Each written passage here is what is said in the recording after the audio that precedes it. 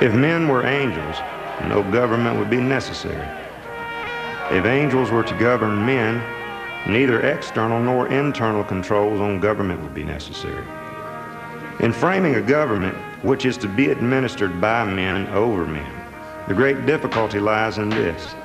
You must first enable the government to control the governed, and in the next place, oblige it to control itself.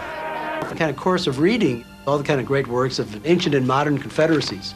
He was a kind of politician who understood that most politicians are not going to be as well prepared as you are.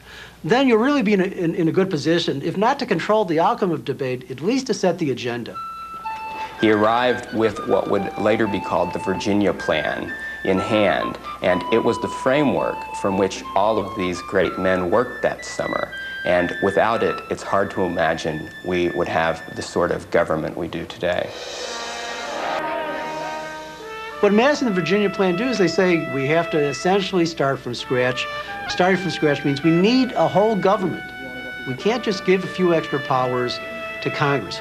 It has to be able to enact its own laws, to execute its own laws, and to adjudicate its own laws.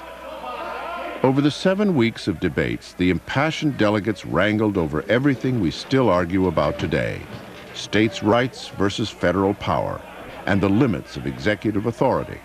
On that issue, Alexander Hamilton shook the House with a radical proposal.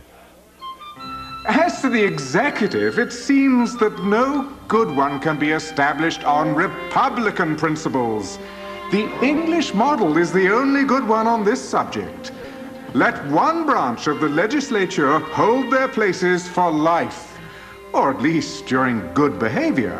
Let the executive also be for life. The delegates sat in stunned silence.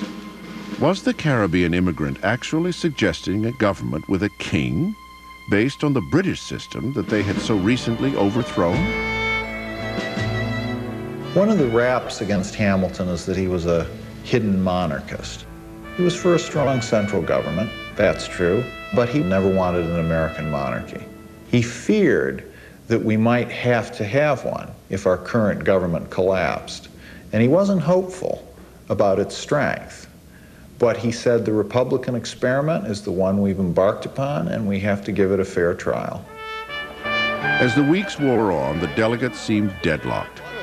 Elder statesman Benjamin Franklin became the voice of reason.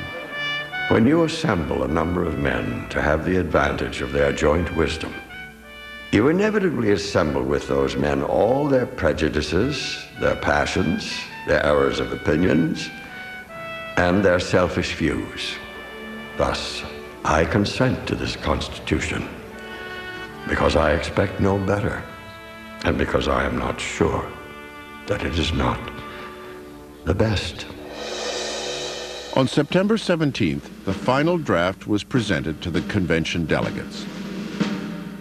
We, the people of the United States, in order to form a more perfect union, establish justice, ensure domestic tranquility, provide for the common defense, promote the general welfare, and secure the blessings of liberty to ourselves and our posterity, do ordain and establish this Constitution for the United States of America. As the last members were signing, Benjamin Franklin observed an image of the sun carved on the back of the president's chair. I have often, in the course of the session, looked at that behind the president without being able to tell whether it was rising or setting. But now at length I have the happiness to know that it is a rising and not a setting sun. It would be many more months before the dawn itself would break. The Constitution, approved by the delegates, still needed to be ratified by 9 out of 13 very divided states. The Founding Fathers will return in a moment here on the History Channel.